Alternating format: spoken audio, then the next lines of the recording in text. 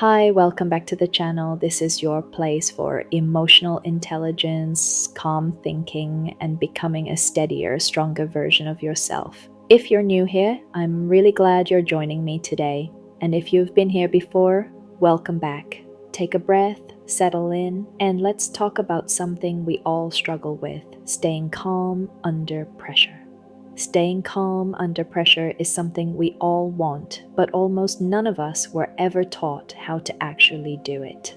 Most people assume calmness is a personality trait, that some people are naturally chill while others are just anxious. But that's not how humans work. Calmness is not luck, calmness is a skill, and pressure is not the enemy. Pressure is simply the moment where your habits get revealed. If you've ever felt like you lose control in stressful moments, if you freeze or panic or say things you later regret, you're not alone, you're human. And there's a reason staying calm is hard for many of us today. In the modern world, pressure shows up differently. It's not a lion chasing us, it's the email notification that changes your whole mood. It's the responsibility of raising kids while also juggling work. It's the feeling of having to respond to something immediately because everyone else seems faster.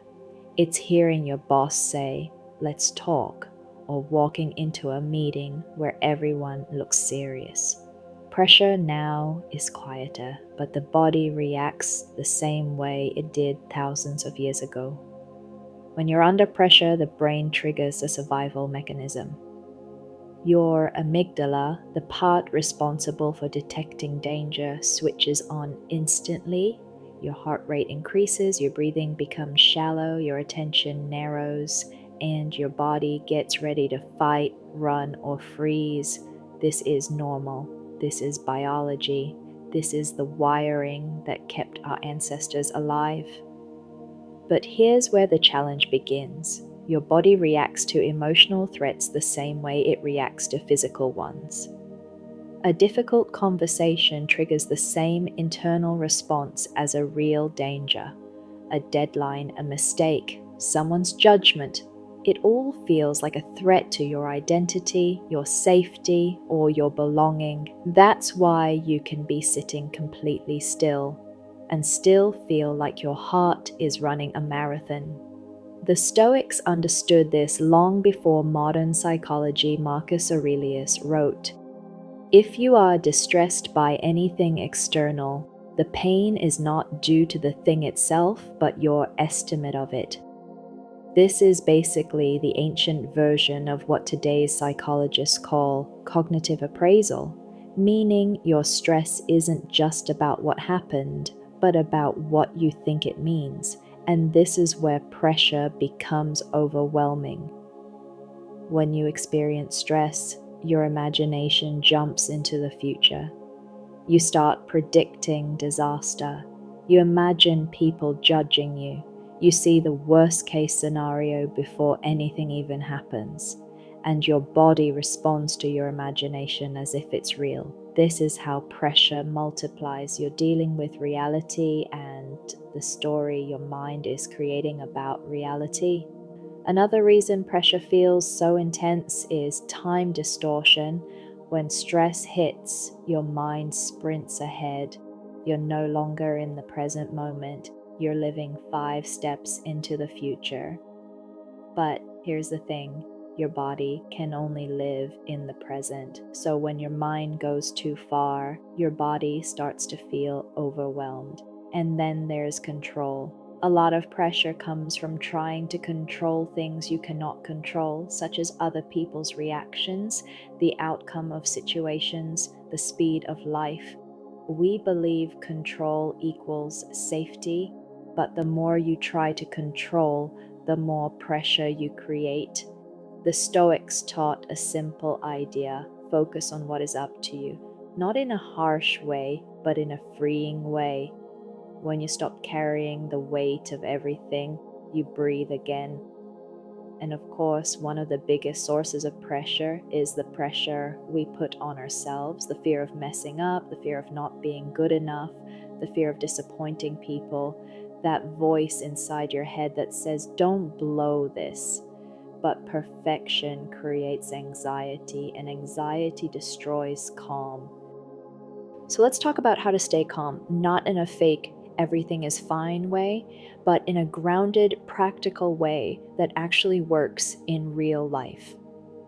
The first step is the pause, a tiny moment where you don't react immediately. 1 second is enough. A pause interrupts the automatic stress response. It gives you space to choose your next move instead of being pulled into panic. The second step is the breath. But not just take a deep breath. Instead, breathe out longer than you breathe in. When your exhale is slow, your body activates the calming side of your nervous system. You're telling your brain, we're safe. This alone can bring your heart rate down. The third step is reality checking. Ask yourself, what is actually happening right now? Not the story your mind is creating, not the future prediction, just the moment. When you describe reality in plain, neutral words, the fear loses its intensity. Instead of, this is a disaster, it becomes, I need to answer a question. Instead of, everyone will judge me, it becomes, I'm having a conversation. Next, break the situation into one small step. Pressure comes from seeing the entire mountain at once. Calm comes from focusing on the next tiny action. You don't need to solve the whole problem. You just need the next step. The Stoics called this taking the step in front of you. You can also use gentle self-talk, not fake positivity, but calm reassurance. Something like, I can handle this. I've done difficult things before.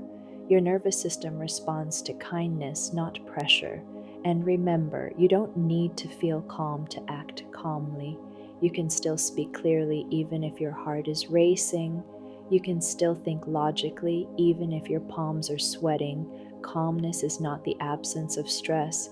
Calmness is choosing your behavior despite the stress. Let me give you a simple routine you can use anytime the pressure starts rising. Pause, slow breath with a long exhale. Ask yourself, what is actually happening right now? Do one small step.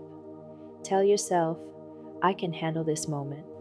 If you practice this regularly, it becomes second nature. You'll begin to feel more grounded, less shaken by sudden events, more steady in moments where you used to fall apart. You'll start to respond instead of react. You'll start to feel more in control in a healthy, balanced way. And if you're here listening to this, it means you're already growing. You're already someone who wants to build emotional intelligence, someone who wants to be more centered, more grounded, and more in control of themselves. And that's something to be proud of if you want to learn how to manage emotions, build resilience, communicate better, and become mentally stronger. Stay with this channel. There's so much more I want to share with you. See you on the next video.